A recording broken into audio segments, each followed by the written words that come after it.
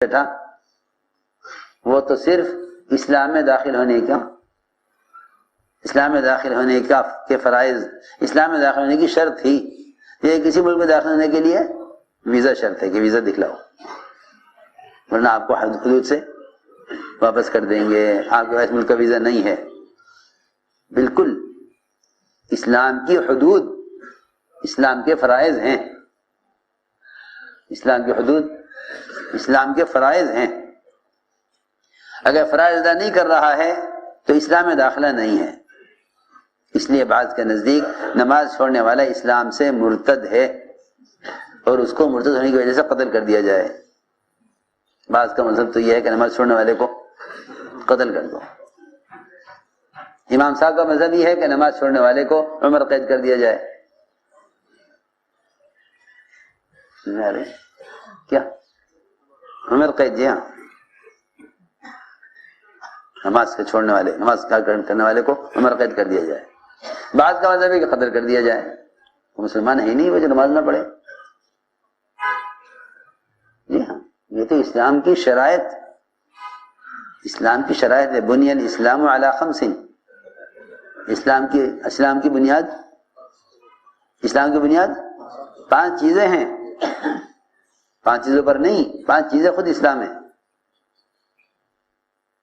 اسلام کی بنیاد 5 چیزیں ہیں. جی ہاں، اخلاق، معاملات، معاشرہ تو اسلام کی عمارت ہے اور فرائض اس عمارت کی بنیاد ہیں. جی ہاں، بنیاد کے بغیر عمارت قائم نہیں ہوگی اور عمارت کے بغیر ضرورت پوری نہیں ہوگی. اس لیے میں نے عرض کیا کہ مسلمان کا تعارف اور مسلمان کے لیے تمکن وہ اتباع سنت پر تھا. اس لیے مسلمان پہچانا جاتا تھا صرف اتباع سنت سے. اور یہ حقیقت ہے اس زمانے میں بھی. اگر کوئی باطل قوم بھی اپنے معاشرے پر مجتمع ہے تو قانون اس کے سامنے مجبور ہے. قانون اس کے سامنے، میں کچھ ضروری بات عرض کر رہا ہوں. اگر باطل قوم بھی اپنے معاشرے پر مجتمع ہے تو قانون مجبور ہے اس کے سامنے. سب سے بڑی قوت یہ ہے کہ مسلمان اپنے معاشرے پر مجتمع ہے. اب مسلمان کیونکہ اپنے معاشرے پر مجتمع نہیں ہے، میں یہاں تک آپ سے عرض کر سکتا ہوں کہ اگر مسلمان فرائض پر تو مجتمع ہے لیکن معاشرے پر مجتمع نہیں ہے تب بھی مٹا دیا جائے گا.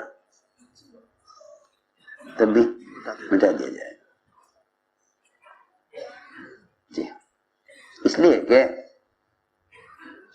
جب مسلمان ایک سنت کو ہلکا سمجھ کر چھوڑ دے گا تو اس کا دین ناقص ہو جائے گا.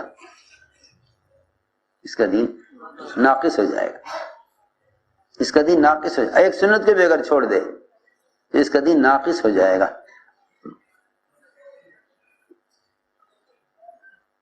اگر ایک سنت کو بھی چھوڑ دے تو اس کا دین ناقص ہو جائے گا. اس لیے ہم نے عرض کیا کہ مسلمان کو کسی بھی جگہ، کسی بھی زمانے میں جو تمکن حاصل ہوگا وہ تمکن اتباع سنت کے بغیر حاصل نہیں ہو سکتا. اس لیے اگر باطل قوم بھی اپنے معاشرے کے کسی ایک عمل پر مجتمع ہے تو قانون اس کے سامنے مجبور ہے. اس لیے حضور اکرم صلی اللہ علیہ وسلم نے انہیں دیکھا اوپر سے نیچے تک 7 آدمیوں کی جماعت تھی.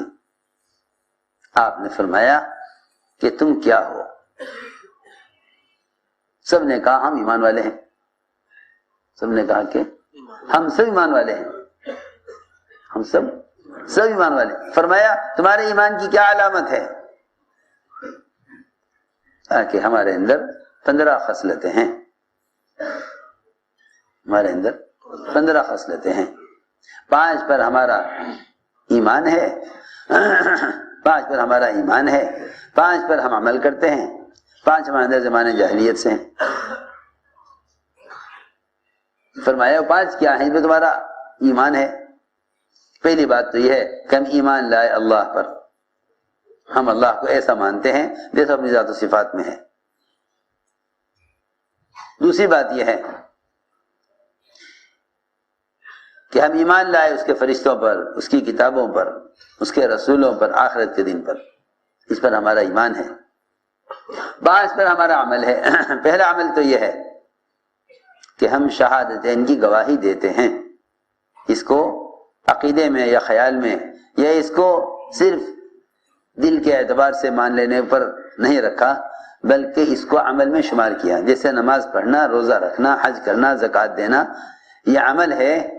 اسی طرح اس جماعت نے شہادتین کی گواہی دینے کو عقیدے میں نہیں شمار کیا بلکہ عمل میں شمار کیا۔ دیکھو یہ سمجھنے کی بات ہے، ہم عملی طور پر اس کی گواہی دیتے ہیں۔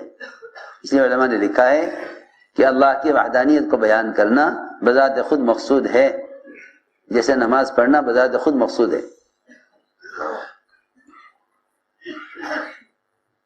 عقائد کا علم کافی نہیں، عقائد کا علم ہونا کافی نہیں۔